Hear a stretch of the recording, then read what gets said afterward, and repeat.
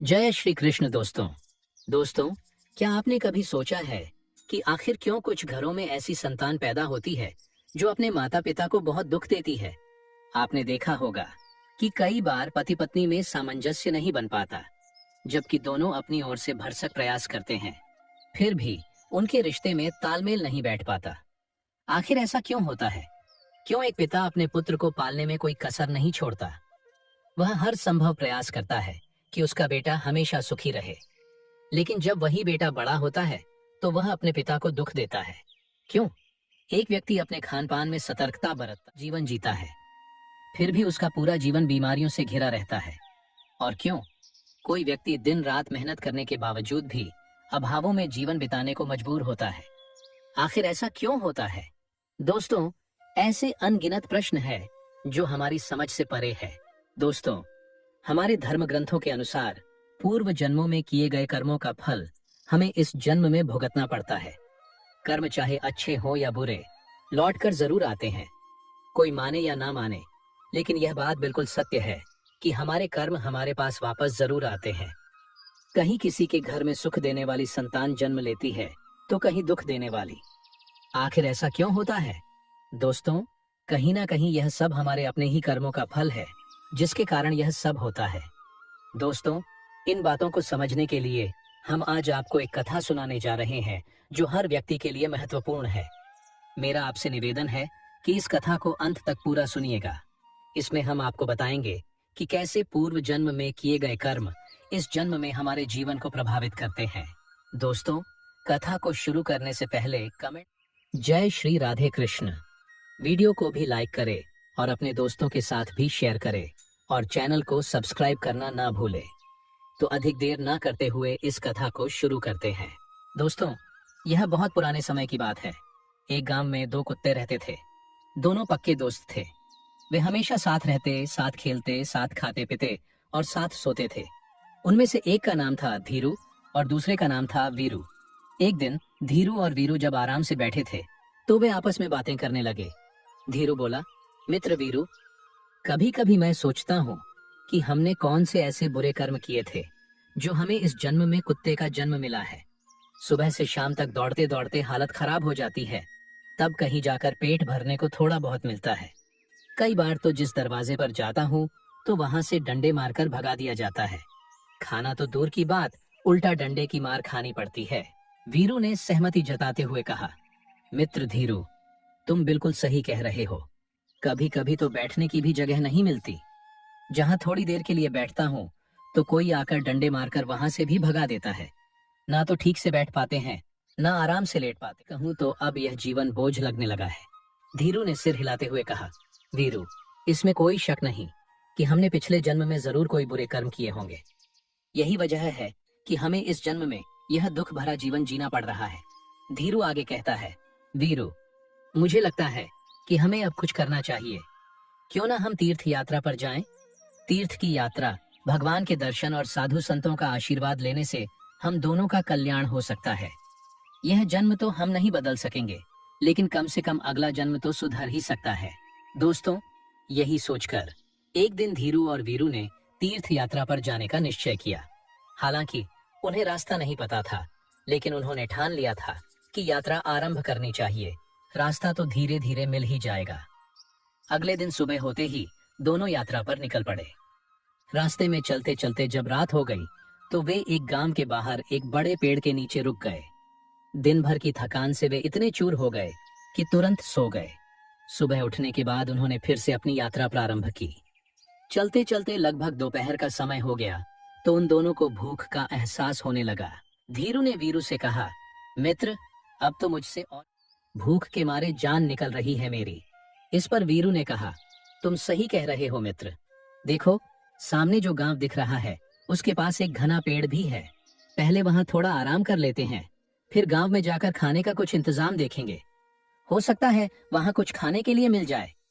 अभी वह दोनों उस पेड़ के नीचे विश्राम कर ही रहे थे, तभी उन्हें पास में कुछ चूहे भागते हुए दिखे। उन चूहों को देखकर वीरू के मुंह में पानी आ गया। वह धीरे से बोला, सुनो धीरू, क्यों ना हम इन चूहों में से दो चार पकड़ कर खा लें। इससे हमारी भूख तो मिट जाएगी। धीरू ने गंभीरता से सिर हिलाते हुए कहा, नहीं वीरू, हम तीर्थ यात्रा पर निकले हैं और तीर्थ यात्रा में किसी की हत्या करना पाप होता है। ऐसा करना तो दूर, यदि मन में इस तरह का विचार भी आया तो भी पाप लगेगा। हम पुण्य कमाने लिए तीर्थ यात्रा पर निकले हैं। अगर यह पाप कर लिया तो हमारी पूरी तीर्थ यात्रा व्यर्थ हो जाएगी। वीरू ने कहा, तो फिर कोई और उपाय सोचो जिससे किसी भी जीव की हत्या ना हो और हमारा पेट भी भर जाए। यह सुनकर दोनों मित्र वहां से आगे बढ़ गए। चलते चलते वे एक चौराहे पर पहुंचे जहां एक मंदिर था। कुछ देर आराम करने के बाद दोनों ने तय किया कि अब उन्हें अलग अलग दिशा में जाना चाहिए। धीरू ने कहा, अगर हम साथ चलेंगे तो दोनों का पेट ठीक से नहीं भरेगा। अलग अलग जाएंगे तो जो भी मिले हम खा लेंगे। दोनों ने यह भी तय किया, इसी चौराहे पर मिलेंगे। जो यहाँ पहले पहुंच जाएगा वह दूसरे का यही रुककर इंतजार करेगा। इसके बाद दोनों अलग अलग दिशाओं में चल पड़े। धीरू चलते चलते एक गांव में जा पहुंचा। उस गांव में एक सोनार रहता था। उस समय वह सोनार पूजा कर रहा था और उसकी पत्नी ने उसके लिए खाना तैयार करके थाली में परोसा था। थाली में पूड़ी, सब्जी, खीर, दाल, चावल, अचार, दही आदि सजाकर रखे हुए थे। वह सोनार पूजा खत्म करके भोजन के लिए बैठा ही था कि तभी धीरू झट से थाली में मुंह डालकर 2-3 पूरियां उठाकर वहां से भाग गया। सोनार यह देखकर हंसते हुए बोला, राधे कृष्ण, राधे कृष्ण। उसने उठकर हाथ धोकर अपनी पत्नी से कहा, बेचारा यह कुत्ता बहुत भूखा लग रहा है, इसीलिए तुम यह थाली इसे ही खिला दो, शायद इसकी भूख मिट जाए। सोनार की पत्नी को यह बात बिल्कुल पसंद नहीं आई। वह गुस्से में बोली, यह आप क्या कह रहे हैं? इस कुत्ते को यह थाली? इसमें मैंने कितनी मेहनत से स्वादिष्ट पकवान बनाए हैं और आप इसे कुत्ते को खिलाने की बात कर रहे हैं। सोनार के मन में दया का भाव उमड़ पड़ा। उसने अपनी पत्नी से कहा, तुम सही कहती हो, पर शायद यह कुत्ता बहुत भूखा है। क्या पता इसके भाग्य में ही आज यह थाली लिखी हो। कहते हैं दाने दाने पर खाना होता है, इसलिए इसे यह थाली मिलनी ही थी और इसने इसे झूठा कर दिया। इसके बाद सोनार ने धीरू को पेट भर खाना खिलाया। धीरू ने तृप्त होकर सोनार को मन ही मन दुआएं दी और आशीर्वाद देते हुए वहां से चला गया। उधर वीरू इधर उधर भटकते हुए एक व्यापारी के घर जा पहुंचा। व्यापारी ग्राहकों से झगड़कर थका मांदा अपने घर लौटा था। उसकी पत्नी ने उसके लिए तरह तरह के पकवान और मिठाइयों से सजी थाली रखी थी और वहां से चली गई थी। जब वह व्यापारी खाने के लिए बैठा और थाल खोल करके भोजन करने के लिए तैयार हुआ ही था कि तभी वीरू ने मौका पाकर थाली में मुंह डाल दिया और एक रोटी का टुकड़ा तोड़कर भागने की कोशिश करने लगा। यह देखकर व्यापारी का पारा चढ़ गया। उसकी आंखें गुस्से से लाल हो गईं। उसने कोने में रखी लाठी उठाई और गालियां देते हुए वीरू की कमर पर जोर से वार किया। दर्द से चिल्लाते हुए वीरू वहीं गिर पड़ा। उसकी कमर टूट चुकी थी और वह भागने में असमर्थ हो गया। व्यापारी ने गुस्से में आकर उस पर 2-4 लाठियां और मार दी। वीरू अधमरा हो गया। वह सोचने लगा, मैं तो यहाँ पेट की आग बुझाने आया था, लेकिन यहाँ तो जान पर बन आई। यह व्यापारी कितना निर्दयी है कि एक पूरी का टुकड़ा भी बर्दाश्त नहीं कर सका और मेरी कमर तोड़ डाली। इधर धीरू पेट भर खाना खाकर बैठा था और अपने साथी वीरू का इंतजार कर रहा था। वह बार बार इधर उधर देखता, लेकिन वीरू कहीं नजर नहीं आ रहा था। समय बीतता गया और जब वीरू नहीं लौटा तो वह लाचार और उदास होकर चौराहे पर बैठ गया। थोड़ी देर और इंतजार करने के बाद धीरू ने फैसला किया कि वह वीरू को ढूंढने निकलेगा। उसका दिल बेचैन था और वह अपने दोस्त की तलाश में चल पड़ा। कुछ दूर चलने के बाद उसे वीरू नजर आया। वह दौड़ते हुए उसकी तरफ बढ़ा। उसकी टूटी हुई कमर देखकर वह बहुत ही दुखी हुआ। उसने पूछा, भाई, यह तुम्हारे साथ क्या हुआ? ऐसा किसने किया? कौन इतना निर्दयी है जिसने तुम्हारी कमर तोड़ दी, सिर्फ एक रोटी के लिए? वीरू की आंखों में आंसू आ गए। उसने दर्द से कराहते हुए धीरू को पूरी कहानी सुनाई। कहानी सुनकर धीरू की आंखों में आंसू आ गए। वह दुख से भर गया। कहानी सुनाकर वीरू गुस्से से बोला, मैं उस व्यापारी से बदला जरूर लूंगा। उसे बताऊंगा कि खुद की कमर कैसे टूटती है। लेकिन वह क्या करता? वह तो मजबूर था। वह अधम योनि में जो जन्म ले चुका था और वह कुत्ते की योनि में था। धीरू भी कृतज्ञ होकर बोला, मुझे भी उस सोनार का कर्ज चुकाना है। उसने मुझ पर कितनी कृपा की है। इन सब बातों पर विचार करते हुए आखिर में दोनों कुत्तों ने यह फैसला किया कि उन्हें अब अपने प्राणों को त्याग देना चाहिए और प्राण त्यागने के पश्चात उनके घरों में जन्म लेना चाहिए। इसके बाद दोनों कुत्ते, धीरू और वीरू, एक नदी में डुबकी लगाकर अपने प्राण त्याग देते हैं। संयोगवश व्यापारी को कोई संतान नहीं थी और ना ही सोनार को। सोनार के घर धीरू का जन्म हुआ और व्यापारी के घर वीरू का जन्म हुआ। व्यापारी बहुत खुश हुआ, लेकिन उसकी खुशी पाई। जैसे ही व्यापारी के घर पुत्र पैदा हुआ, उसका बैल मर गया और उसकी पत्नी भी बीमार रहने लगी। साथ ही उसके बेटे के पहले ही जन्मदिन पर व्यापारी के हरे भरे खेतों में जानवर घुस गए, जिससे व्यापारी का जीवन मुश्किलों से भर गया। उधर सोनार के घर में भी जब पुत्र पैदा हुआ तो पुत्र के जन्म के साथ ही सोनार की पगड़ी राज दरबार में ऊंची हो गई। सोनार ने राजा को एक युद्ध में जीत की बात बताई, जिससे प्रसन्न होकर राजा ने उसे राज्य मंत्री नियुक्त किया और उसे एक महल और अपार धन भेंट दिया। जैसे जैसे सोनार का बेटा बड़ा हुआ, वह अपने पिता के समान तेजस्वी और गुणी साबित होने लगा। उसने कम उम्र में ही शास्त्रों का गहन अध्ययन कर लिया था।